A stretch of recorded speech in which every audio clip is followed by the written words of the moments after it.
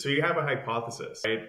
And you basically need to make sure that that there is logic to it and that the logic is sound, Mm. right? So those are two different things. Like you can have logic, but the soundness of the logic doesn't actually make sense, right? And so what you need to do is basically have conversations with people, right? Network, whatever, design experiments, test, and really learn, right? So how do you learn extremely rapidly or as rapidly as possible so that you can iterate and basically accelerate faster than somebody else.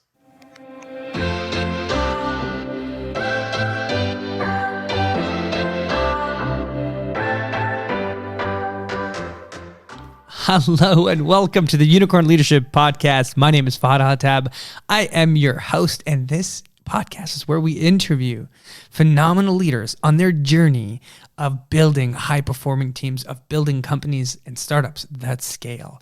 And our goal is to bring you these insights, these tools, these stories about these journeys, these leaders' journeys on building these high-performing teams so that you don't have to make the mistakes that they have, so that you can learn from the lessons that they have, and so that you can reflect and see where you are on that journey yourself.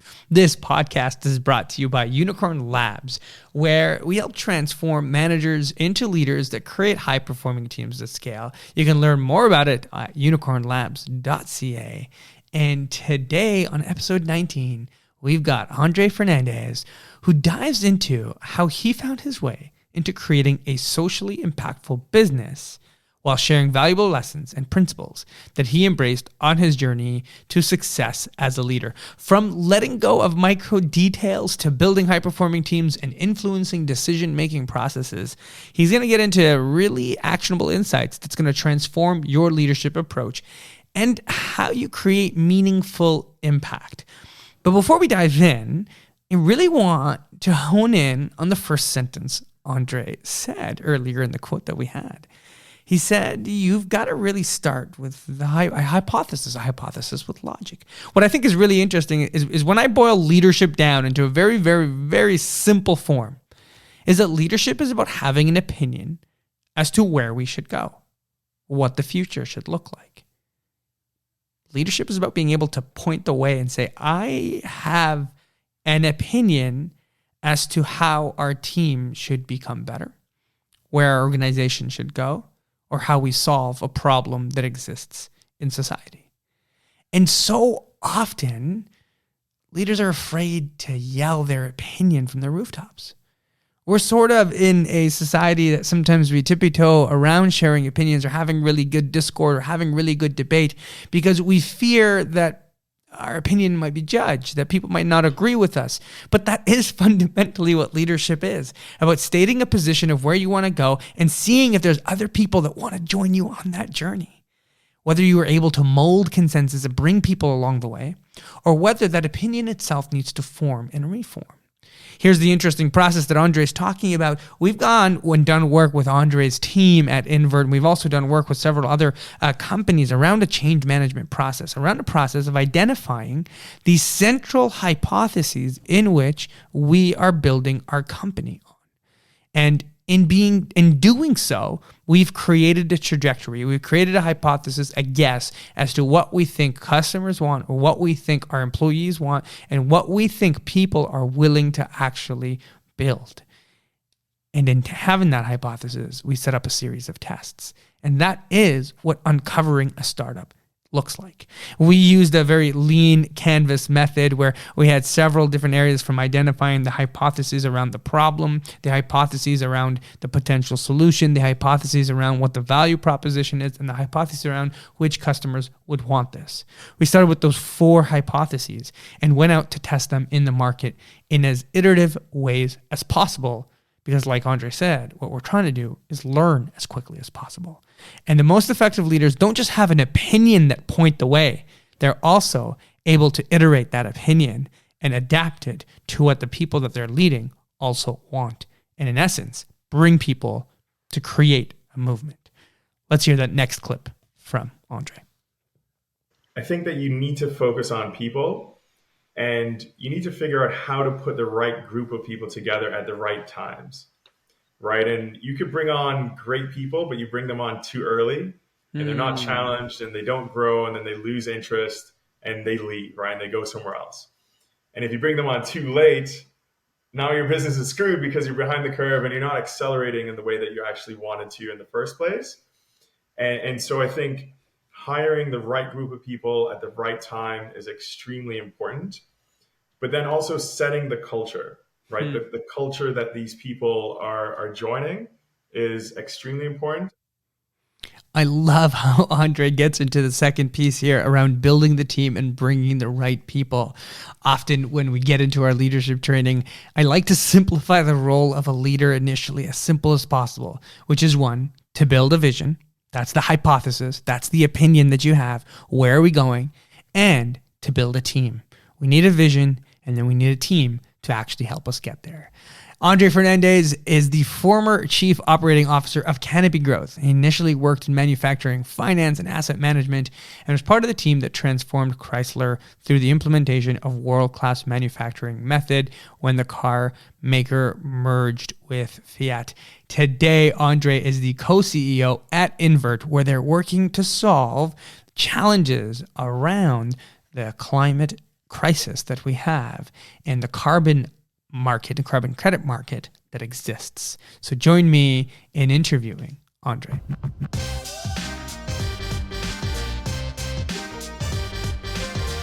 Hello, Andre. Thanks for joining us on the Unicorn Leadership Podcast, man. I'm really excited to have an interview with you today to talk about your leadership journey. How you doing today?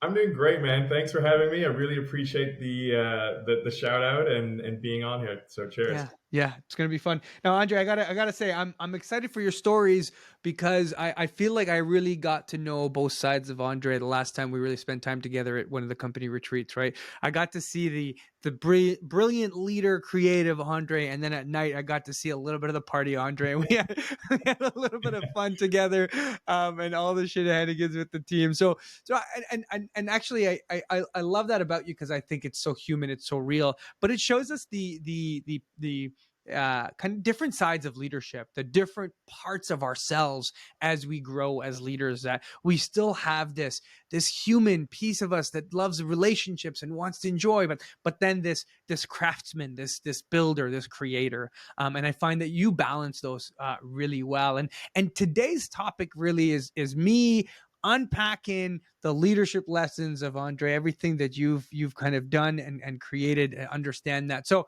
let's start with a high level, three biggest takeaways in your leadership journey so far, and then we'll get into some of the stories and where you got those leadership lessons. Okay, sounds good.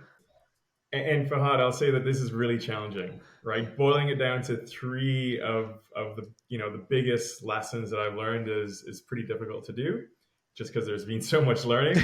There's But, yeah, and but it's probably when we do that, we say, oh, three biggest lessons. It probably oversimplifies just truly how complex and nuanced some of those lessons are. So if you want to do like a 2.5 lesson and a yeah, I 1.3 and might do like one create point. Yeah, sub exactly. sub There might be lessons, sub like bullets and we can do that. So yeah.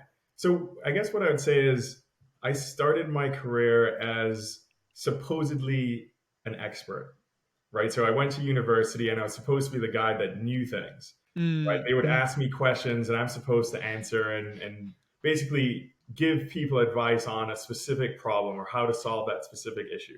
kind of typical MBA student, right? You did your MBA, finished that, and that was the like, I'm the expert, I'm the consultant here, right? That's Yeah, exactly. So went through that, undergrad then master's period, and I was supposed to be the expert. And I think my biggest lesson or challenge was actually going from, hey, you're supposed to be the expert to figuring out that I needed to let go of the details at times or the micro details, right? And traditionally, beginning as an expert and then transitioning to leadership within the same organization is a challenge because hmm. naturally you sort of know more than most, right? And then when you get into that leadership position, you kind of need to let go of that, right? And you need to let other people be responsible for those decisions. And you can't get in the way or try to ask or micromanage those people because you're undermining their capabilities and their bandwidth and all that sort of thing. So I think for me, one of the biggest lessons that I've learned is that you kind of need to let go of the details to lead, and you need to lead by design. So leadership is not about being the person that knows everything or about being the expert at times. It's about building a team and designing a team of people who they will be able to figure it out. They will be able to tell or see the future or give you the information that helps you see the future that you can then make decisions with. And so Mm, I think that was one of the biggest lessons, right? You mm. have to be able to lead by design and not by detail, right? And that is a challenge because you inherently you want to see the detail. You want to see the micro happenings of every ins and outs of your business. And that just undermines the team and why they're really there. So I think that was one of my biggest learnings.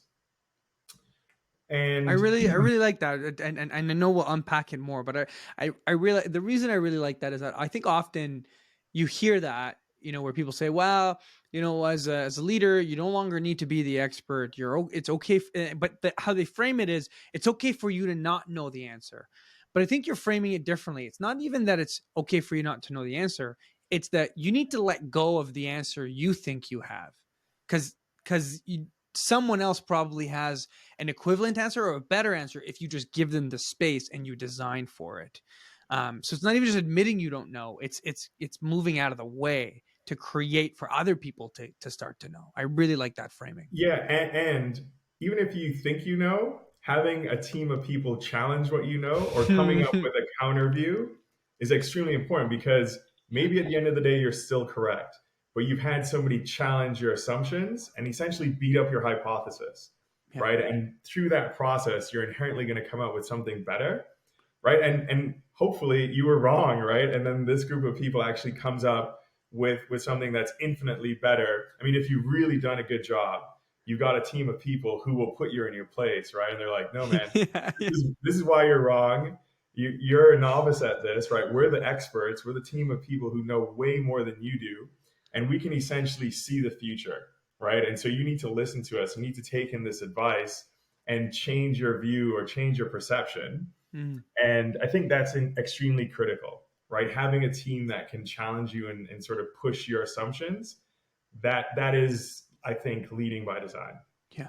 Yeah. Okay. So that's the first big lesson. What was the Yeah, second big lesson? that's the first one. I think the second one is slowing down to increase quality or slowing down when you think you have quality issues. Mm. So we used to say, get shit done, right? And trying to be specific here, we used to say, get shit done.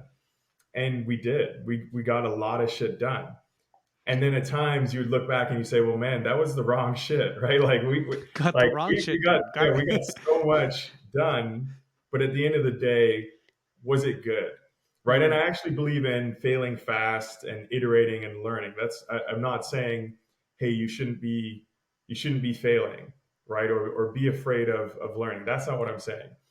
But inherently just trying to move quickly without the right the right information or bringing in the team or whatever it is and just moving fast for moving fast sake, Yeah. that's something that I've needed to I would say tone down a little bit, right? Mm. And it goes back to leading by design, right? I could make a decision and move really quickly, but maybe it's going to take me a week or two to slow it down, bring the team in, formulate things, figure out that we have a problem, say, okay, look, like rather than launch this next week and have a critical failure, right? Let's slow it down. Yeah. Let's spend some more time on this. And I think it ultimately comes down to how big of a failure can it be, right? And there have been times where we've had to sit down and say, listen, we can get away with this, right? We can get away with this, but ultimately it's the wrong thing to do, right? Mm. Whether it's for people's health, right, or the benefit of our team or society or whatever it is. There are various reasons where you say, look, we can move really quickly here and we can sort of gloss over the problem, but it's going to affect somebody. And it's just the wrong thing to do as a business. And I think recognizing those times in your operation are extremely important. And then spending the time fixing that quality issue, you can get the sort of moonshot leaps, right? Or the stepwise leaps, because you spent a little bit of time, you slowed it down, but then you accelerate more rapidly from there than you would have otherwise. So I think to me that's the second piece, Yeah. right? And and I think ultimately it's really about how do we make better decisions, not being afraid of failure, right? Because I think those are Hmm. two different things. And I think within that, what I've learned is discovery beats planning, right? So you could spend all year planning this incredible business, product, and service, and whatever it is, right? And you go and launch it and you fail, Yeah. right? But if you plan to discover, meaning, hey, let's get something out in a week, right? Let's get something out in a month, right? And we know that we're doing it for discovery purposes, you'll come up with something much, much better in a year from now than if you just spent the entire year planning, Hmm. right? So I know it's maybe a bit contradictory to what I just said, but I do think those two messages are important, or the interplay between the two are very important, Yeah. right? Yeah. So I would say before I was really caught up in we got to plan this thing, right? It's got to be perfect. The planning, Mm. the Got to have execution, my spreadsheet, my everything's project got to be plan, perfect. everything is Everything's outlined. got to be perfect, and we got to know every detail. Everyone has to know every detail, and every detail has to be right. And I think now when I think about leadership, it's more how do we plan? How do we actually design to discover Hmm. and not over plan, right? Like planning is important. Don't get me wrong. I'm not trying to say, hey, screw all But planning, plan just like experiments, shoot from the right? hip and whatever else. But designing a way to discover, I think, is most important in businesses. Yeah. Yeah. And how do you design to discover? Are you outlining questions, assumptions, experiments?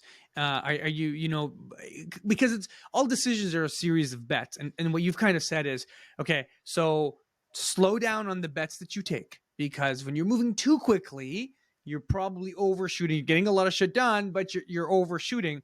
Don't go too slow because you go too slow and you try to plan everything. Then you're probably wrong in your planning. So the way to find that balance, what you're saying is set up experiments, set up discoveries, kind of pick away at some of the assumptions we're making. That's what I'm hearing you say. Is that accurate? Yeah, absolutely. So you have a hypothesis, right? And you basically need to make sure that that there is logic to it and that the logic is sound, Mm. right? So those are two different things. Like you can have logic, but the soundness of the logic doesn't actually make sense, right? And so what you need to do is basically have conversations with people, right? Network, whatever, design experiments, test, and really learn, right? So how do you learn extremely rapidly or as rapidly as possible so that you can iterate and basically accelerate faster than somebody else, right? So Mm. that's sort of a key thing, and it's not going too fast, it's not going too slow, and it also matters in terms of the culture that you build, right? Because you don't want to over pressure people again and make bad decisions, and you don't want to be too lax, right? So it's like you need to have the right amount of pressure, right? Yeah. Good stress, good Yeah. pressure, Yeah. and design experiments.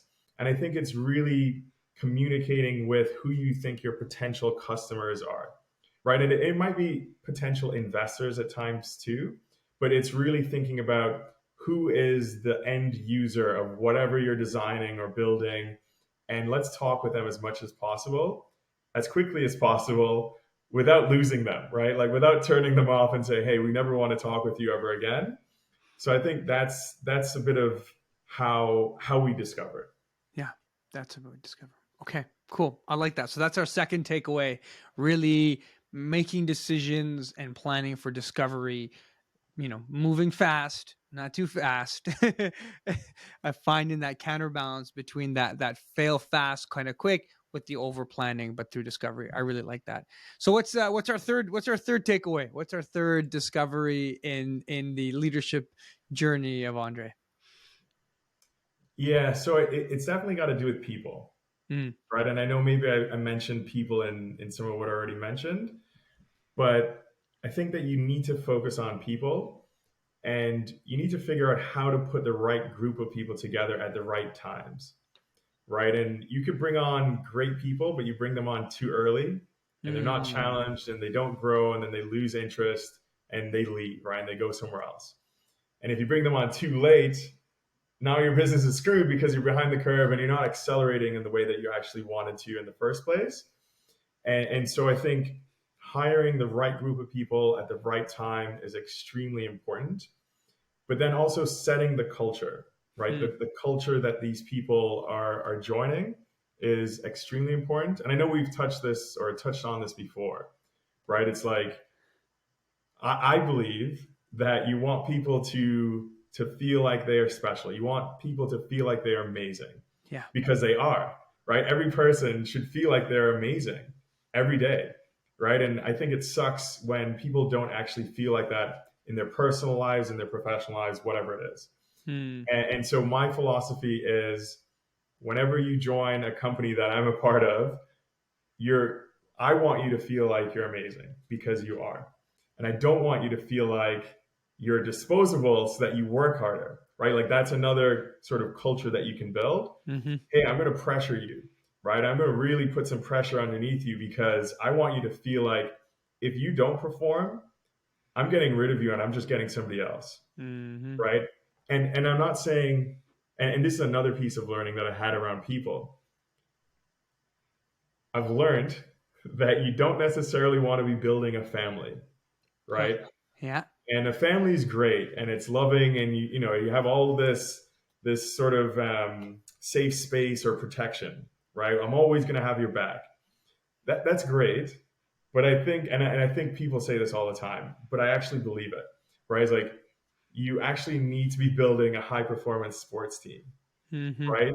Everybody's got a part to play. And if you're not playing your part, it doesn't mean you're a bad person. It just means that you're not playing your part on this team, but you could be a great person or, play a great role on another team, Yeah. right? And figuring out, okay, great. Like this person just doesn't fit. They need to move on or firing quickly. I think that is something that I've had to spend time learning, right? Like I failed at that. And just by failing at that, I've learned. Yeah.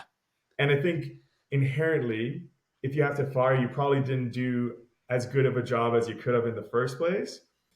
So it's like if you have to fire somebody, do it quickly, but then also reflect on that. Why did you have to do that, right? What was the assumption that you made that was incorrect in the first place? And thinking through that piece, and and I think this is something that I spend a lot of time on. Mm, And as we're building teams today, I also need to let people figure that out on their own to a certain extent, mm-hmm. right? And so it's like as we hire people, I give my feedback or my input on the people that we hire. But ultimately, if they need to build their own little team or their own big team within a bigger team or whatever it is, they need to figure that out too, Yeah. right? And I'm going to give them advice. I'm going to say, hey, culturally, is this the right person? Whatever, and Yeah. they can go ahead and learn, and hopefully they're correct. But then at the end of the day, I'm accountable for the results, and at some point, I need to jump in if they don't jump in, and so on and so forth. So I think culture is extremely important. Getting the right people at the right time is probably the most important part of building a business as a leader or whatever you want Yeah. to call it, Yeah. right? Yeah. Bringing those people on. Yeah. I really like that. I love how you've identified, the difference. People, often some people fall into the trap of saying, we're going to build a family. And then they'll say, well, it's not a family because like you also got to like let people go, and you don't really let people go of your family, or you don't just fire your brother, right? Like, like it's your brother, it's your sister. Like you've actually And got they're to make always going to be your amends. brother, right? They're Like you can always say their we're not blood. Yeah. talking or whatever, Yeah. but But they're still blood related. So it doesn't really work family. But you've given it this high performance sports team. And I like that because what you've said, it's something we share often. And I really is that, when you're trying to create high performance, one of the necessary pieces we say is, yes, you have to create psychological safety. You have to create a space where people can take risks, can be themselves, can show up, can play, can really be creative. But that is the starting point. What that needs to lead us to is high performance. And high performance is inherently actually exclusive. Because when the Miami Heat is playing against Denver right now, they got to play their top five. Oh, buddy here hasn't got any minutes yet. We should let him on for a bit. You're not playing club, you're not even playing house league. You're playing if you want to play at the top league, we put the best players on, and they have to play and they have to win. And I think what you've said really nicely, I think you use the word they might not belong on this team and we might need to trade them. And actually that's what we talk about when we talk about firing. Often I've gotten a lot of managers to say, you're not really firing someone, you're just trading them to a new team, because they will find another skill. So they will find another team and you can help them find that other team. They just did not fit in this organization. They did not fit on your team. And so instead of thinking of it as fire, think of it as a trade deadline, free agency, right? Like there's other ways to think about it, which sometimes helps people who struggle with that, like need to protect an individual and that family feeling, to say, I struggle with letting this person go. So I really like what you've done here, Andre. So we've kind of three big pieces. We said you got to work on yourself as a leader, and you got to let go of the ego. You're not the expert, you are the leader, and the leader assembles experts. You got to get really good at decision making, and that means moving quickly, not over planning, but creating discovery. And then if you're going to take your leadership skills and your decision making skills, realistically, those have to create a team that's going to scale you and scale what you have to do, because you're not going to be able to actually create a thriving organization to do that. So I really like those three lessons. Effective leader, letting go of the ego, you're not the expert, decision making, being quick, but discovery is the big piece, and building a culture of high performance as your three pieces. So, Andre, you weren't always this brilliant, and there's no way you knew all these lessons, because you probably only learned these lessons through smashing your head through a wall a few too many times and making every mistake. And I always say it's the irony of these podcasts is that we talk about advice and things that we could do better. And the reality is most founders and most leaders have to kind of make the mistake themselves. But we're going to keep talking about it, because hopefully when they make the mistake, they remember this moment and they say, oh yeah, this is what I got to do. So you've been on a fun journey. You like I mentioned earlier, but you did a master's of business administration at Rotman School of Management, and then you did your bachelor of applied sciences at Queen's University in civil engineering. So you had a good kind of expertise, hard skill in terms of engineering, and the hard skill in terms of kind of business management. Left school, you're the expert. Where do you go as soon as you finish school? Where was the first job? What was that first leadership journey for you? Yeah, well, I mean, coming out of my master's program, I had this engineering degree, right? And maybe I'll back up. Coming out of my engineering program, I said, okay, great. I have this technical knowledge, right? Let me put it to use. And so I did that for a few years. And long story short, I actually ended up in a tailings pond in Fort McMurray. And we won't get into the details of it here, but I thought I broke both my arms and all this sort of stuff. Oh my And, God. and anyways, that was one of the first real lessons that I learned. I was like, okay, there's no amount of money that somebody can pay me to be sitting in this tailings pond today. And so I said I needed to go back to school. And so I realized that I didn't know anything about business, right? Yeah. Or finance or any of that stuff. And so I said, okay, this is great. I have this technical I love knowledge. that you learned that lesson early. There is no amount of money that someone can pay me to do this, or like to do what This I isn't don't it for enjoy. me. It's just not it for me, That's it. right? Yeah. And I Yeah. generally enjoyed being around people. I knew that, but Yeah. I didn't know a thing about business, right? I didn't know a thing about management or finance. And so I said, okay, I got to go back and get this education or this knowledge. And so went back to school, went to Rotman for a couple of years. And then I said, okay, this is cool. I have this technical knowledge and experience, and I have this newly acquired financial knowledge, but I don't have experience, right? I don't have professional or working experience in finance. And so I wanted to find a role where I could combine the two.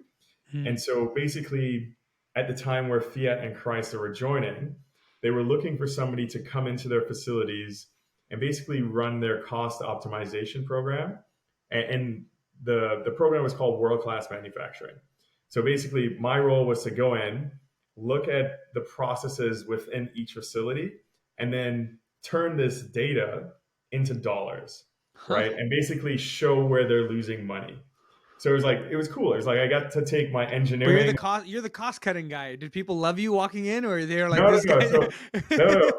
I'm not the cost cutting guy. I'm Okay, the okay.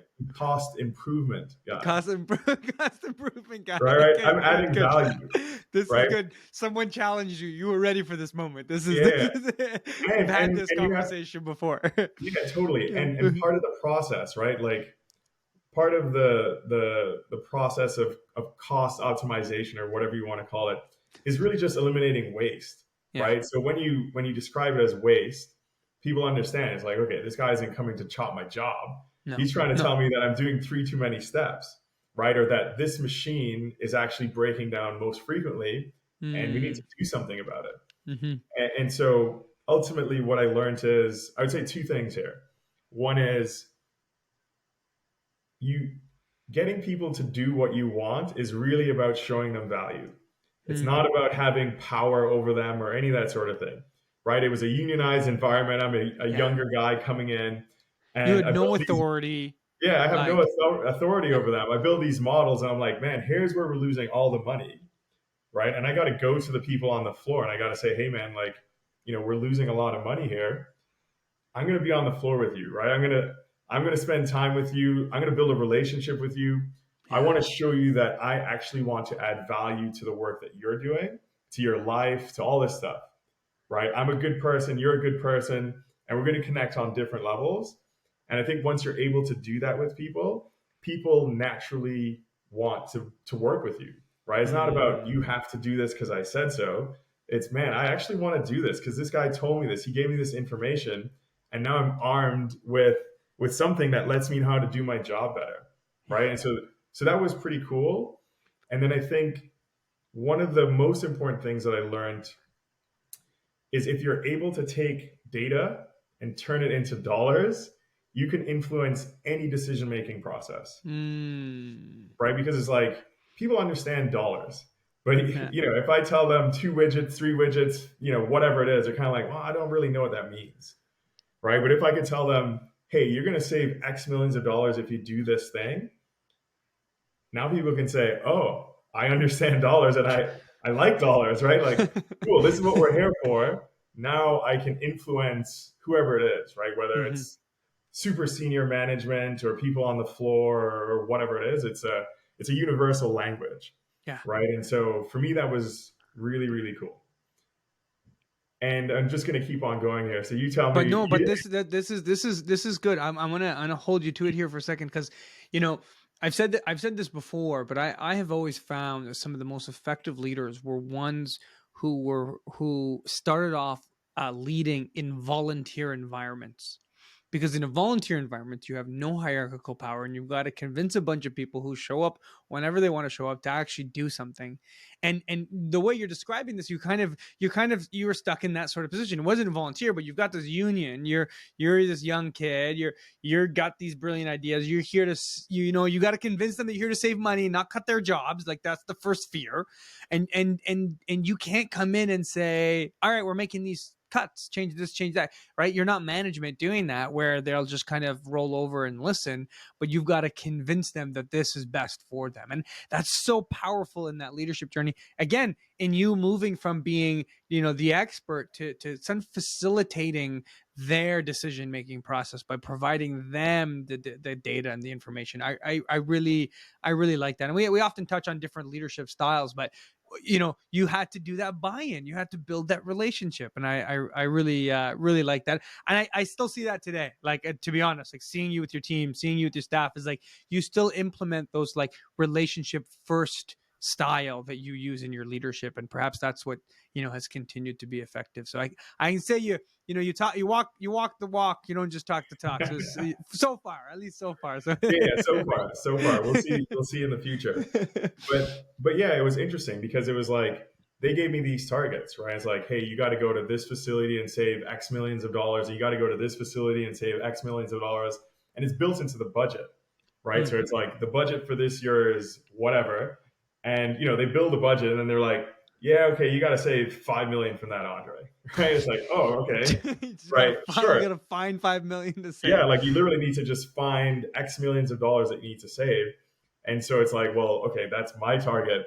How do I bridge the gap between what's my target and what's their target? Hmm. Right. And how do I get them to sort of buy into the work that we're doing? So that was great. I mean, I really learned a lot in that job specifically. And, and then, just personally, I think I was taking a lot of things for granted, right? I was taking time for granted. I had a good job. I was living in a great city. My life was good, right? And then my father passed away, Yeah. right? And he was 64 and I was 27, and Hmm. he was relatively young, Yeah. right? And I remember that flipped a switch for me, and it was like, man, what am I doing? What am I doing with my life, right? And it was great learning, like the job, the experience, the people, everything was great. But I remember sitting there and thinking, man, I'm making cars cheaper for people, right? Like, Like that's it, my it, purpose right now is making yeah, like cars cheaper. Yeah. is that my social impact? Like, is that really what I'm here for on Earth to Mm. do, or whatever it is? And I'm not Mm. saying that that's a bad thing to do, or you should like people shouldn't be doing that or whatever. I think it's a great thing to do. It's novel, all that sort of stuff. But it just wasn't for me. It wasn't in the same way that I ended up in a tailings pond, and that wasn't for me. Yeah. It was the same thing, or the same recognition that I need to do something a little bit differently. Like the Yeah. way that I'm either wired before or now wired because of my father passing, I just needed to do something differently. And so at the I time, I really remember, like that. I really like that aligning of purpose and values that you're going through because you mentioned it in your 3 lessons earlier, right? You talked about hiring the right team and making sure they're the right fit, and sometimes that's the individual figuring that out for themselves, right? And a moment where totally, they say, "Does this purpose align with what I see for myself?" And I love that. I love that you're sharing this because I think this is such a true moment for a lot of entrepreneurs who are working jobs or doing this or doing that, and it hits a moment of like, is this really what I want to be doing, or can I go do something else? So what'd you do? So you hit that emotional hard point. What was the decision? yeah. Well, so I felt like I couldn't suffer, right? Like I wasn't going to go in every day, check in, check out, get a paycheck, great job, all this sort of stuff. And I saw the writing on the wall, and I wanted to do something more socially impactful, right? That was the crux of why I wanted to move. And so medical cannabis was becoming a thing. So I remember sitting there at my job and, just sort of thinking, okay, like what the hell am I going to do next, right? And I did soul searching, right? Like I was writing notes, and, I spent weeks on this thing. And I really thought about what is it that makes me happy, Mm, right? And ultimately landed on something about social impacts, right? Like I enjoy being around people. I mm, enjoy making people happy. I don't necessarily like being in the spotlight, but I enjoy making people feel good about themselves. That's yeah. something that I enjoy. And so anyways, medical cannabis in Canada was becoming legalized. And so I thought this was fascinating because I thought we could do two things, right? You could deliver really meaningful products or deliver a really impactful social business, right? It's just the things that you could do with medical cannabis. I believed and still believe were really and are really impactful for society. And the second piece is you could build a really meaningful business, right? So Mm, I was like, oh, this is cool. Before I would do good work, whatever, but I couldn't really see what I do move the needle on the business, right? It was like the business is the moving. impact you were having, even though you're saving millions of dollars, like, but I Yeah, guess it was a exactly. It's drop like in the the bucket for, social, yeah, it was from a social perspective, you couldn't see the impact. yeah, the social impact that I was delivering was not like it wasn't moving the needle for me, and I couldn't Mm, see the things that I do on a daily basis move the needle for the company. Even though it was like, yeah, okay, financially you're saving whatever amounts of money. So I wanted to join something where my daily inputs I could see, like I could see the output, I could see the rev meter, right? Like, yeah. I could see everything that I do transform or just build something. And so, anyways, I decided that I wanted to move industries, move cities, all this sort of stuff, and join a startup at the time called Tweed. And so it was based in Smiths Falls. Tweed was And new at the time. How many years was Tweed in? yeah, so I would have joined in late 2015. Okay. So they might have been around for about a year and a little bit, Yeah. Yeah. something like that. So I wasn't a founding member. And so my experience there is very different to my time at Invert, and we can get into that at some point. Yeah. But anyways, I wanted to make a change. I wanted to take a risk, took a massive pay cut, all this sort of stuff, right? Because it was like, look, I just want to I want to enjoy my work, right? I want to be happy in whatever I'm doing. Yeah. And, That's a and so, big one. Taking the massive pay cut. That's the one that hurts, right? That's yeah, what, it was like, I'm a young lifestyle. guy, but like I enjoy the financial freedom of having a great salary and all this sort of stuff, right? But Mhm. anyways, here it was like you get some equity and stuff, and it's like, oh, that's cool. I'm a part owner and whatever else. And I remember my And mom. you had to move from Toronto to Smith or Ottawa, Yeah, to Ottawa. right? And everybody's like, man, Ottawa is where fun goes to die, right? And I was like, anyways, I was like, no, you guys, don't worry about me. And I remember telling my mom, and my mom was like, man, you're crazy. And I didn't even tell her it was cannabis, right? It's like, Mom, we go I'm direct. quitting a car, Yeah. manufacturing company, top, in the world for some marijuana startup out of No, no, I Smith said a Falls. pharmaceutical A company. I was like, pharmaceutical company. pharmaceutical company, but it's a startup. I got to move to Ottawa, whatever. And That's I hilarious. didn't want to say cannabis at the time because I was like, Yeah. my mom's super conservative and Yeah. whatever Yeah. else. Yeah. Yeah. Yeah. And She'll have said, "Where'd you come up with this idea while you were high?" Like she'll yeah, she would have exactly. So, dismissed the whole idea. yeah, I didn't lie, but I didn't tell her the whole truth, right? So, Yeah, yeah, yeah. You're so not cost cutting. You're improving and optimizing. It's the yeah. same. And honestly, thank God I did because she was like, "Man, you're crazy. Like, what are you doing? You shouldn't do this." And all my friends were like, "Man, you can't be serious. Like, you should never. Like, this is insane." Yeah. And I was like, "No, man. Like, just let me be. This is what I want to do. Trust me. I'm going to trust the process. This is a good idea." And so, anyways, that became Canopy Growth and grew it into a fairly substantial business and extreme learning along the way, right? I mean, head And first into learning, and you grew quite a bit within your leadership role there. What was that leadership journey like? Because that you went from more of an individual contributor at Chrysler and Fiat there, kind of the combination, and kind of convincing management and people to take decisions. But you rose up into really large leadership roles where you were managing bigger teams, and again, still a young man, doing that. How was that?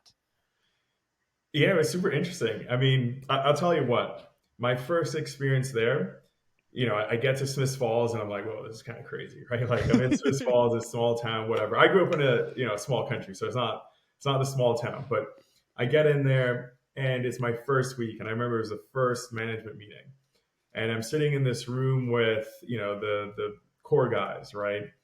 And I remember just thinking to myself, holy shit, there's something incredible happening here, right? Like Hmm. there's this incredible group of people, and I felt like the imposter. I was like, I've never been around such an incredible group of people before in my life, right? Like this is amazing. Everybody is so intelligent and so passionate. I was like, I'm joining a cannabis company. Maybe everyone's going to be laid back and Everyone's chill and gonna be laid back. whatever. But these people were just, I've never experienced anything like this, right? Like ambitious and driven and whatever else. So immediately I was like, whoa, there's something incredible happening here. And I could feel it within the first week. And I remember my first role, it was like I went into the vault. So there was a vault, and it was filled with cannabis, and they literally had no idea what they had in the vault, right? Like there was no inventory systems, there was nothing. And so my first role was literally to go and spend days in this vault looking at cannabis, weighing it, grading it, like building an inventory system, like literally, like You're- that's hilarious. That's it awesome. was. It's out of a movie. This is exactly what's. Yeah, and it was surreal because it's like, you know, pounds and pounds and pounds of cannabis. I'm just like in this vault for days, right? But in my head, it's like I've just come from this extremely well-oiled manufacturing thing that you're trying to squeeze the extra juice out of, and here it's like we're growing the juice. You know what I mean? It's like we're planting the trees at this point. It's Yeah. so early stage, and so anyways, that was great, right? It was like I got to really put my stamp on things, and I don't mean that from like an ownership perspective where I'm like, oh, I gotta, it was just like the lessons that I had learned at my previous roles and all that sort of stuff I could really utilize in this business, right? Because there weren't that many people that were like me. Mm-hmm. And so naturally it was like I could help them with manufacturing, Yeah. right? And so I could work with people, and I loved problem solving. So what started to happen is people would send me, any shitty problem that they had. They were like, Andre's the guy. Like, let's get Andre Operations. on this thing. It's always on. There's always an Yeah. operations guy. Yeah. Every problem that doesn't find It was operations. like any problem that somebody didn't want, right? Like the terrible problems. They're like, yo, let's throw it at Andre. He's And good. no, not even that he's good. Let's throw it at him and see, And right? just find out what he does. Like, does Yeah, he? yeah, just see what happens, right? Like this is like a wicked problem. We got our own stuff that we got to focus on, blah, blah, blah. But this is a wicked problem. Let's throw it at him and see what happens. And maybe it works, maybe it doesn't work. We don't really know. And anyways, that's how it sort of started. And I remember one of the second projects that they threw at me is we had a call center, Mm, and we had, I don't know, maybe 10 people in the call center picking up calls. And we were so bottlenecked with calls that it was like, people would wait weeks sort of thing to get through to us. And it was just like crisis, right? wow. We're trying to scale. We have a call center. People are calling nonstop. And they're like, Andre, go figure that out, right? Like, go figure out the call center. It's like, I have no idea the ins and outs of a call center at all. Like, literally no clue. So I remember I go in, I spend some time, I ask a bunch of questions. It's a few weeks kind of thing. Build this crazy process flow diagram of all the things that are happening in there. And just by nature of drawing this extremely crazy process flow diagram and showing it to people, it was like, guys, this is insane, right? Like, look at this process. This is the process of what is happening up there. Like, this is not good, right? You could just see how complicated You it could was. just see it. You You gave it just a visual. So it's like you visualize this thing for people, and then naturally they can see, okay, well, no wonder we're super bottlenecked. We just need to streamline this, right? And so it went from, okay, understanding the problem or defining the problem to, okay, what is the solution? How do we streamline this, right? And so, anyways, it went from software to people to the way that we interacted with things, and basically we solved that problem. It's great. We were able to scale. Now we could take in whatever number of calls, and we got past that bottleneck pretty quickly. And and then the next issue, the next crises was, it was like we were making maybe $4 million a year, something like that, right? 4 or 5 million bucks. And it was like, man, we just have so much more demand, but we just couldn't figure out how to get past that basically that threshold, right? That was our capacity. Huh. We had so much more demand, and theoretically we had the capacity to do so much more, but we just couldn't get past it, So right? theoretically, as in you had the capacity to grow more, you had the team, but it just wasn't happening. Like there was some It just wasn't blockers. happening. Yeah, It literally wasn't happening. So, yeah. you You know, had the funding. Was it a it funding was not challenge? even a Was funding thing. Like, it was, okay. everything was already in place, and it goes back to people and organization, Mm, right? And so they're like, okay, wicked problem. Throw Andre at this one, right? And this is sort of how I moved from role to role, right? I was like, yeah, here's a wicked problem. Let's throw it at him, and it's sort of a new role, right? So yeah, let's change the title, and now people recognize that Andre is sort of solving this issue, yeah, right? So I think at this point I moved into director of supply chain or something like that, yeah. right? Because we were having supply chain bottlenecks within our facilities. And so anyways, I spent a bunch of time looking at this, and really the problem was just getting people aligned, right? It was like I would come in, I would do my thing, and I would walk away, right? And I would assume that Mm, that I did my thing, and it's your responsibility to come and figure out that I've done my thing, and you just got to figure it out, right? And what I realized is that there were many sources of the truth, and so Mm, everybody had their own thoughts about what was actually happening, right? And they right. might have had their data set over here, and somebody else is running on their own data set over here, and so people just weren't aligned. And so I spent a bit of time trying to figure this out, and really it was just, okay, guys, we need to get everybody aligned, and we need to build an alignment tool that we literally called the one truth. Like that was literally it. Like we built a tool called the one truth, and it was a way of automating who was doing what Hmm, and when, right? And who and sorry, and like what their deadline is, right? And who is next, right? right. And what they're supposed to do and what their deadline is. And basically just automated this thing that everybody had access to and everybody can see, right? And just drove extreme alignment across the team. And because everybody was aligned, it was like, okay, I did my thing. Now you know exactly that you need to do your thing. You got a trigger and you're on it because you know that there's a deadline and everybody can see that deadline.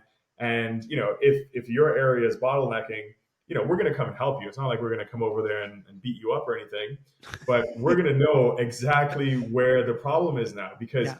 we're tracking all this information. We can see where it is, Yeah.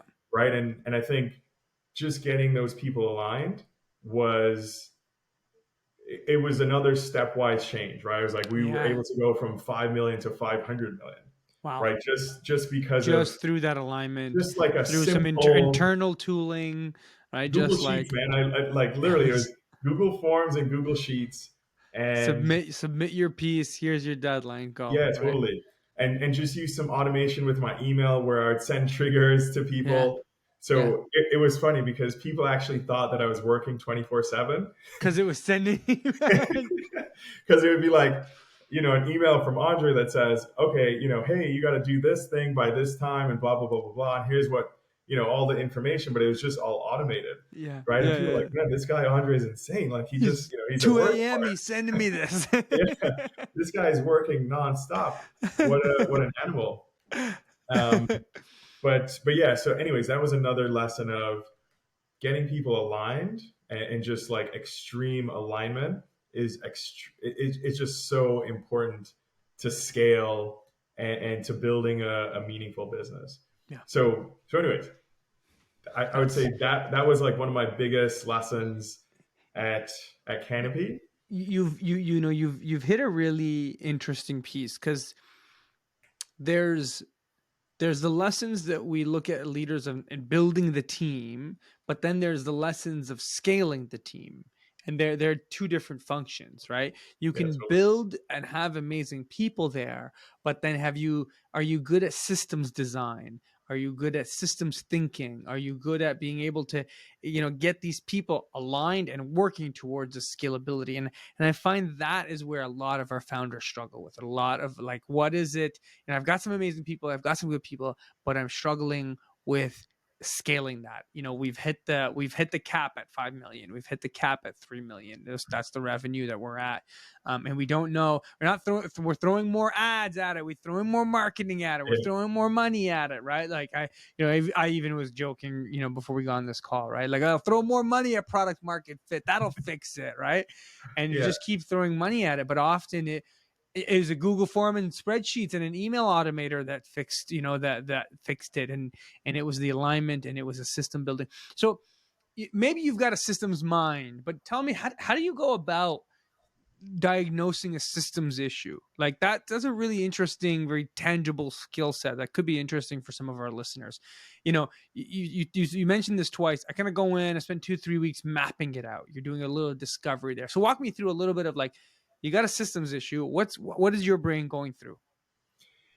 yeah. So it's interesting because I look at it as two different ways of working. Let's just say working at all. And you can work in the business or you can work on the business. Hmm. And in these instances, I was given the ability to work on the business, right? So Right. I could step outside of a role that was like, I need to be doing the things. and it's like I can observe, right? So I'm working on the business, and that was fantastic because I didn't have the pressures of the daily grind or the daily, I need to do X, Y, and Z by this time. Yeah. And so that's extremely important.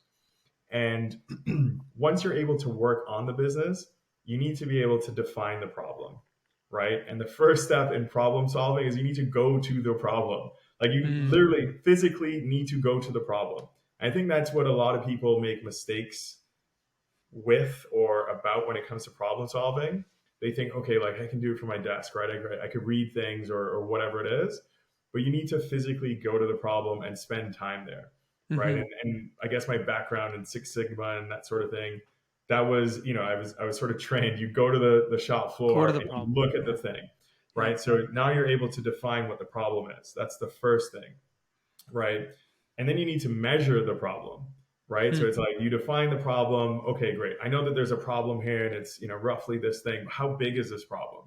So you define the problem and you measure it, and then you can say, okay, great. This problem is it's this big or it's worth this much to us. Now I know how many resources or whatever it is that I can throw at this thing for it to be worthwhile, right? Hmm. And then you analyze it, right? So you've defined it, you've measured it. Now you need to do the analysis, Hmm. right? Cool. Like, what if we do this, right?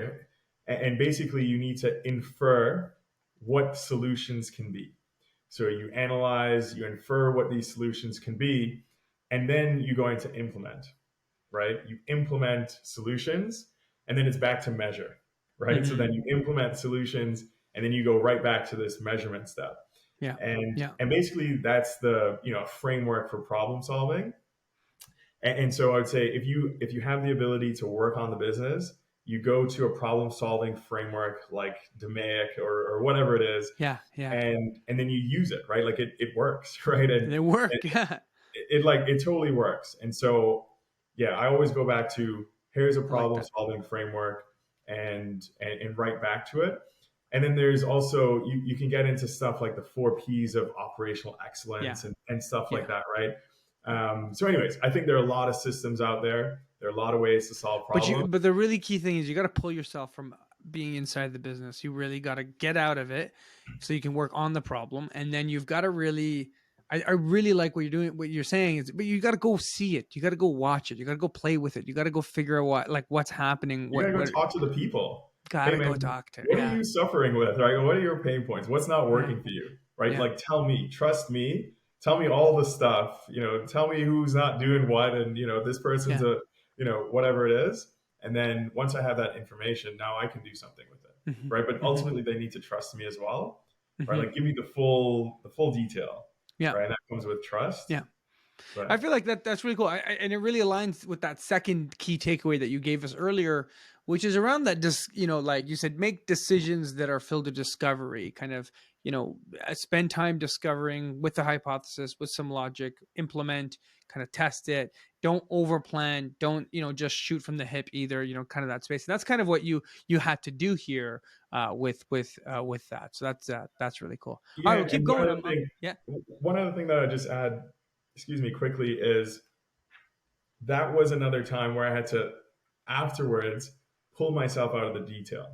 Hmm. Right? It's like I built this thing and it was great for scaling, but now I knew the thing better than anybody else, and it was coming from my email, right? And so naturally, everybody's like, "Hey, Andre, this, and that," and I knew all of the things, right? Like everything was in my email, right? And so it was like now I'm back to being the expert on this thing.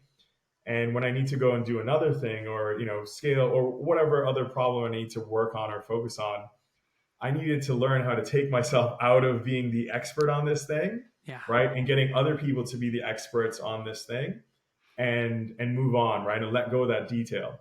But naturally people come to me and they're still, hey, there's this thing or it's not working or like, we want to add this thing or whatever it is. And so, just going back to there are times where you need to learn how to get out of the detail, right? Mm. And sort of move on and transition and hand things over to a team without it breaking the business, right? Like that's important. Yeah. And so, anyways, that was one of the specific moments or periods in time where it was just a real challenge, right? It was like I enjoyed it, I liked it. It was a thing that I built, and ultimately I need to go on and do something else. And so stepping back and letting other people break it and whatever else was important, but yeah, challenging. Yeah. Yeah. That's really interesting, right? Is that as you built it, you became the expert, but then you had to then take it, give it to someone else, build a system where someone else can, so that you can go off. I think that's so true of founders, right? Is how often do we have founders in startups who become the experts in the thing, but then hold on to it for maybe too long, right? And for them to scale, Yeah, they it's have my to be able baby. to, Yeah, totally. right? So I like that. Okay, so you learned some of these lessons at Canopy Growth. Where does that journey take you from director of operations or director of supply chain? Yeah, so then ultimately was COO, so Chief Operating Officer, Yeah. and and that was interesting, right? It's like I, I would say I'm still a fairly young guy, but I was obviously younger then, right? Maybe Yeah. some people describe it as middle aged or whatever. I don't know, No, but I think. yeah, but anyways, it was like at that point in time, there were probably around 2,000 people that reported into me, Wow. and so it was interesting, right? It was like, again, stepping back, I can't be in the details anymore, right? And that's a challenge because naturally I wanted to be, but people would Mm, ask me questions as if I still was or should mm, be, and so that was a challenge. But then also, it was a role where I'm interfacing with people all over the globe because we were operating in 10 to 12 countries at the time. There was a lot of stuff, right? And it was mhm, a lot of people, and there was a lot of supply chain, and we were doing international logistics. And I mean, we got cannabis into countries for the first time ever in, I think it's like 10 countries, including the US, right? And so there was a lot of work that happened behind the scenes to do that. yeah. And that's something that I'll tell my grandkids, right? They'll Yeah. probably be like, Andre's not cool. I'd be like, yeah, man, well, No. there's I this thing that brought we the did. cannabis to Canada and across the world. Yeah, Yeah. but so that was really about. I think it was a different level, right? Yeah. That's about target setting, motivating a team, and being able to take a step back. And it's really about working on the business, right? Like Mm, that is purely working on the business, and more so people, right? mm, So I'm not getting in the way of people or my teammates or my direct reports, and it's more making sure that they have the support that they need. What do they need help with? Why are they struggling? Again, firing, right? Sometimes yeah. that was the challenge, making sure that people moved on. And I Yeah. really had to learn that there, right? Like that was the first time that it was like, shit, like we have a big team. People do things that aren't good sometimes, and you need to deal with that head on. Yeah. And sometimes they're just not the right fit. And anyways, there was a world of HR that I had never experienced before. That was fascinating, just a great learning experience. And yeah, I mean, it was just a roller coaster, if I could Yeah. describe it. Yeah. Right, we Yeah. scaled really, really large. We got really big investments, and there was a lot of hype in the industry or the space, right? And I Big think, targets, lots of pressure. yeah, big targets, investor pressure. Everybody wants to see, more of this, more of this. And anyways, there's just extreme learning that came with that. I Hmm. don't, and one thing that I do want to go back to, I go back to my father passing, Mm, right? And I think about that, and I think, you know, that was traumatic, yeah. and it almost sounds selfish, but I wouldn't change a thing, right? It's strange, but that drove me to take these risks. It Yeah. drove me to these experiences. It drove me to be the person that I am today. And it's the reason why I had, all of this learning, right? And so fundamentally, it might sound like a selfish thing to say, but But it was the right emotional it was the trigger. catalyst, right? Yeah. It was the Yeah. thing that Yeah. was like, hey, go do this thing. And anyways, Yeah. that's literally the reason why I am the person that I am today. So yeah, I wouldn't change a thing. Hmm. Yeah. So that was the Canopy Growth journey. Ended a little chaotically. Was a lot of change in a very quick period of time, as history shows us. And you kind of took off. And tell me about the period a little bit in between, and then where you are today. Yeah. So, I mean, a group of us moved on, let's say. right? And I think what was interesting is we actually collectively decided that we liked working with each other, and so much so that we wanted to do it again, right? And I That's think awesome. that that's meaningful, or there's something special there. Yeah. And so, anyways, I went back to Antigua. It was COVID. My original plan was I was going to travel for a year or two, right? I Right. was working extremely hard and long hours, weekends, all this sort of stuff. And I was going to take a year or two off and go travel the world. COVID hits and And you I'm can't stuck do inside, right? that. So I Yeah. figured, okay, I'm going to go back home to Antigua. My mom is there, all this sort of stuff. And anyways, we rented a nice place, and some of my friends came down. My girlfriend came down, and we spent about 4 months there.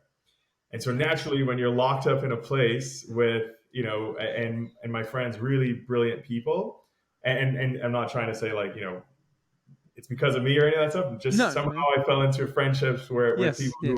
who are really really great people, and so we started ideating. Right, it was like it was kind of strange, Mm.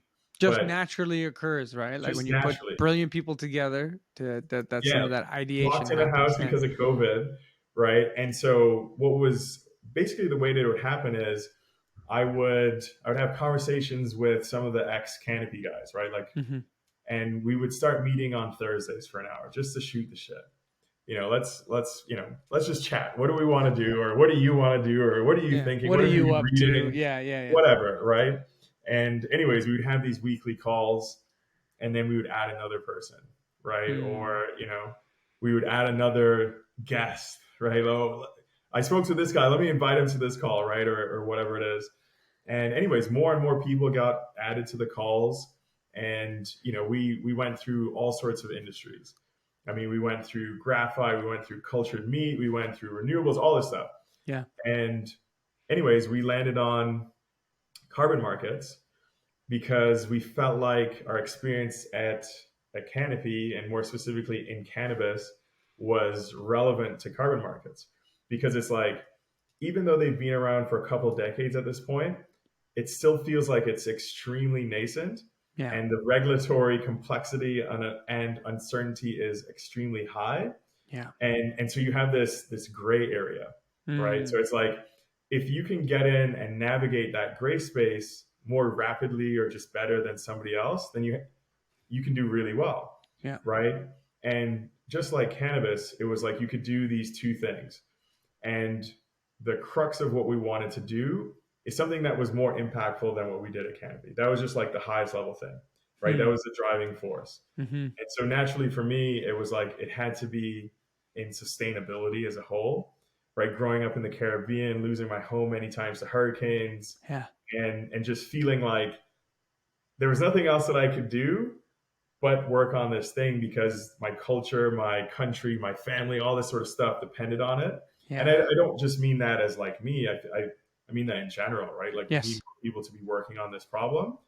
And so naturally, it was like, if we could find something where we can deliver huge social impact and build a really meaningful business, that's where we wanted to be. And so carbon Mm. markets provided that framework for us. And so that's how Invert was born. And for me, the experience was really different, right? Because it was like I joined Canopy and there are people there and there was a culture and they were already sort of operating, you know what I mean? That whereas here it was like, man, I gotta convince every single person that this is a good idea Yeah. and that they want to join and work on this thing, right? Like dedicate a big part of their life to working on this concept with me, right? And Mm. that's a challenge because in my mind I'm like, this is new. I don't even know if I want to work on this thing yet. Yeah. I'm still figuring this out. Yeah. I'm still figuring it out. But I mean, of course, by the time I was serious about it, it was like, no, I'm 100% in on this thing.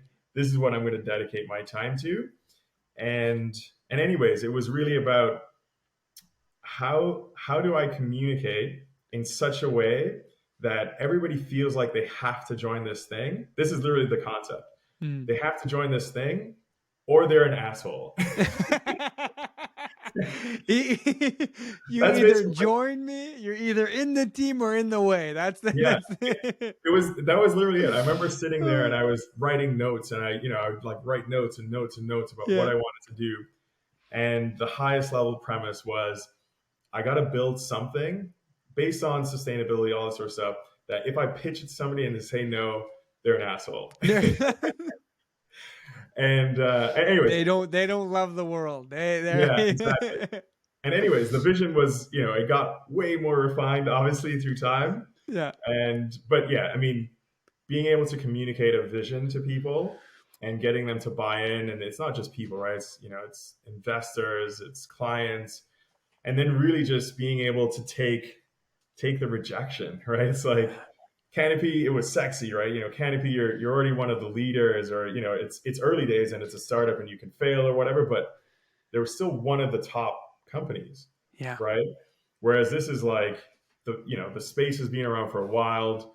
We're a new company. We're trying to disrupt the space, yeah, and it's challenging, right? yeah, It's not we're not instantly, or we're not a leader, or it's like we want to be, and we need to communicate that vision, yeah, but getting people to buy into that thing and have this vision of what you want it to be is, just looking back, I think extremely critical, mm, right? And making sure that you have that vision, and it's a well articulated vision, right? It might slightly change, but it's like where you want to get to, mm-hmm, and the mission will change, right? The road and all that stuff, and how you get there. You're going to go through rivers and walls and all this sort of stuff, but hopefully the vision doesn't change too much, yeah, right? Because you've thought through, and this is the vision, but yeah, the mission's going to change, right? And yeah. that mission is challenging. And anyways, a pause No, no, there. I think that's phenomenal. It's so interesting to just hear you talk about it too, because I think your leadership practice, completely changes from what you had to do at Canopy Growth and what you have to do at Invert, right? Like your leadership practice goes from I have to build systems that scale, I have to build operations, I have to problem solve, to I now have to build a vision that can convince other people to join this bus because Yeah. I don't have enough people on this bus. I need people to believe in the idea. And so your skill set has to shift. You're still going to need to be the problem solver eventually to build the business and all this stuff, but you've got to go and now build the vision and get the excitement and get people on board and get people aligned. And you have to build the culture from scratch because now you know what you like and what you don't like, what works and what doesn't work, right? You've seen some of it. So now you have these hypotheses and these ideas over what actually makes a high performing organization.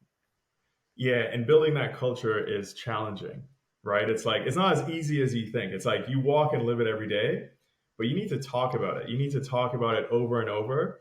And we have a no asshole rule, right? Like that's just something that we have. And we want to enjoy what we do, right? That's important to us. And so we really believe in enjoying what we do.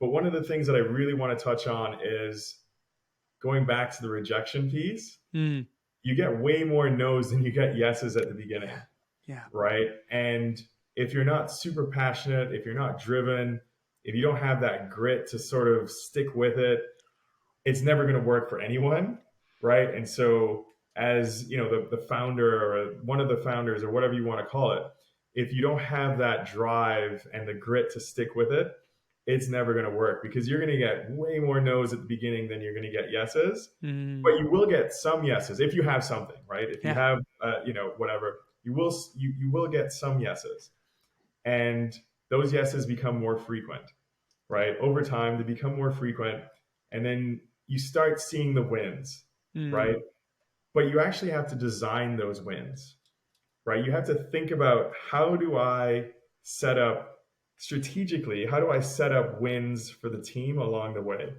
mm, right? Because I can make this thing that's extremely difficult and it's going to take 5 years to get to and whatever else. And we don't have any wins between now and then. And people yeah. are just going to say like, man, I want to win. And we haven't won in 5 years, right? So it's like, you need to set up these wins, these small wins for people along the way. And you actually Yeah. have to design them into the way that you operate, right? Here are the small tangible things that are a stretch, but we can get there, right? And anyways, that's a big part about starting something from scratch and designing ways for people to win within your framework, Mm. right? Because that's what And keeps the motivation. That's what keeps the progress. That keeps the interest. Like we have these wins moving forward. Because if you just feel like you're getting rejected and you're losing all the time, you're not going to want to keep playing. yeah, you're not going to want to keep playing. And I think one of the biggest challenges as a founder and as a CEO is it's lonely. It's lonely, man. It's like you see more losses than everybody else sees, Yeah. right? And you need to deal with that rejection. But you need to be the one that says, no, man, like they're wrong, right? Or maybe they're Yeah. right, but they're not the right fit. They're not the Whatever right it fit. is, Yeah. Yeah. right? And you got to keep on driving forward. But it's lonely because there are times where it's like, man, you question it, right? It's like this is challenging. I'm working so hard on this thing. And it I need doesn't to feel like win, it's moving. right? Yeah. And I when need it to doesn't, win, and you need a support system, right? Because it's like I can't. It's not that I can't go. I mean, you do go and you share some things with certain people, but it's not like you go every day and you're like, hey man, I'm dejected, to the team, like things aren't going the way that I want or whatever it is, right? Like that's not. I don't necessarily think that that's the best way to motivate people. I yeah, mean, I do think you should show empathy and some weakness and all that sort of stuff. of course. But at the same time, you need to sometimes internalize some of the things because they didn't sign up to be CEO, right? They No. didn't sign up to take on all that stress, and they didn't sign up to be working weekends or whatever it is. And so, anyways, Yeah. that's the role that I've been learning or trying to figure out, right? How do I deal with rejection? Because I don't like rejection. I don't think anybody does. Mm. And then how do I have the right support system around me so that I'm not burning out?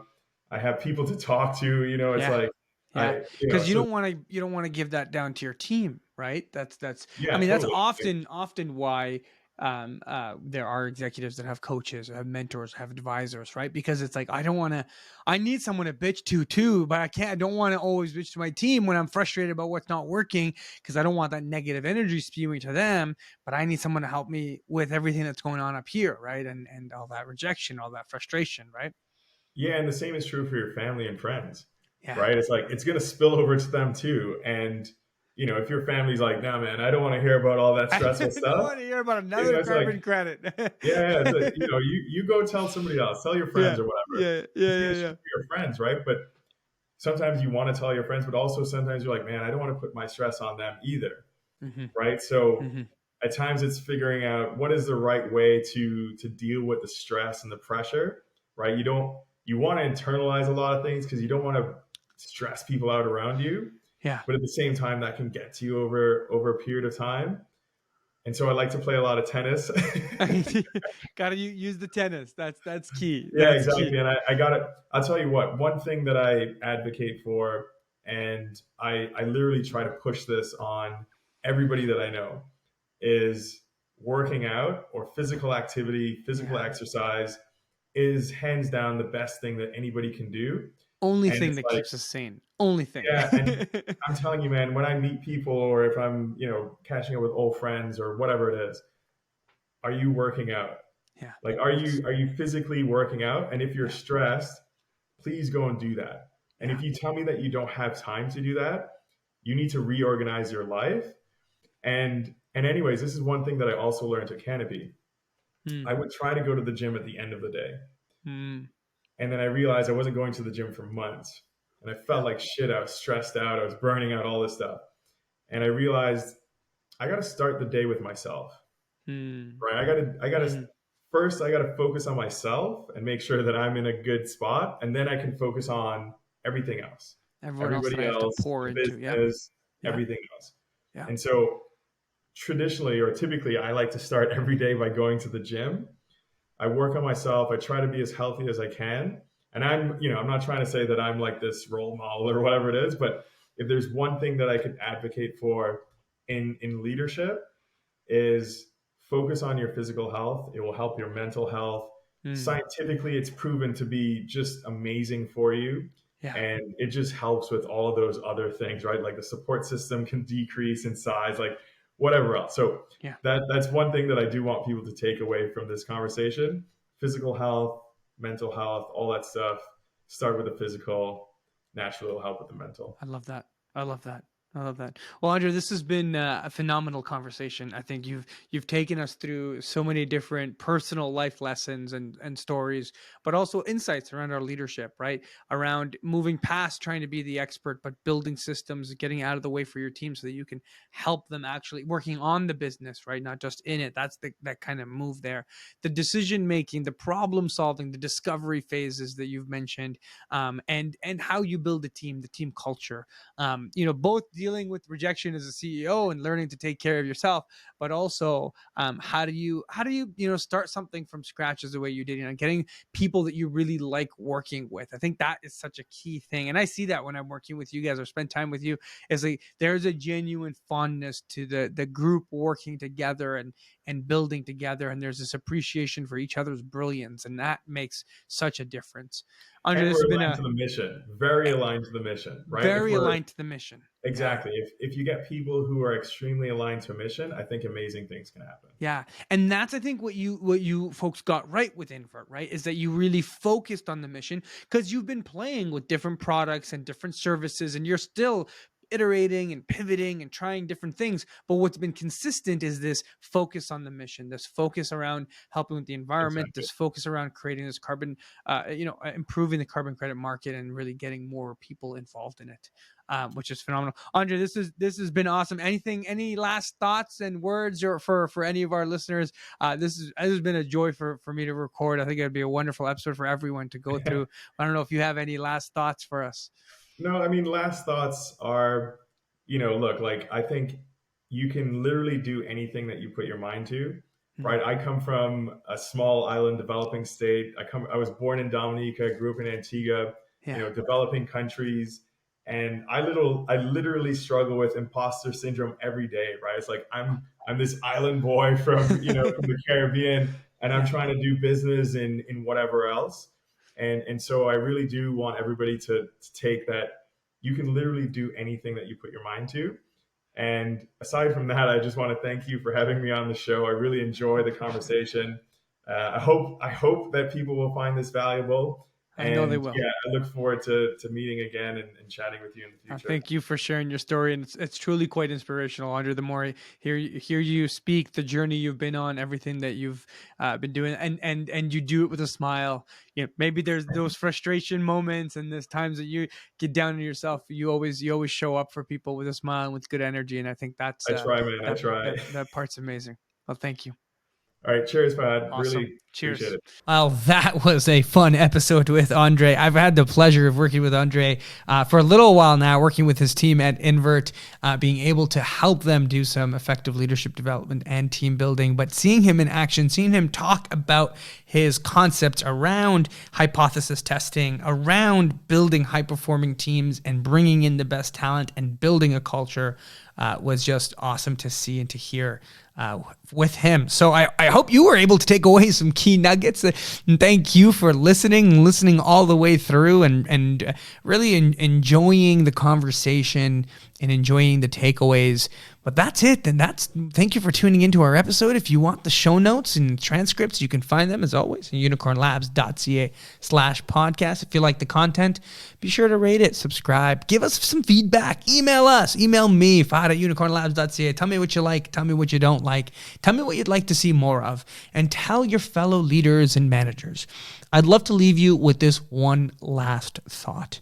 The episode really took a moment to show how Andre started working on a business, a company that was very meaningful to him, that really lit him up and is able to tackle on one of the world's biggest problems, the climate crisis. And I'll just ask you, do you have a problem that you care about that deeply? Is there a world problem that you engage in? Maybe not in your business, maybe outside of your business, maybe in some charity or philanthropy work. But do you have meaning in your work? And do you find that meaning? And if you do, how can you get others to join you on that journey? How can you point a direction? And how can you build a team?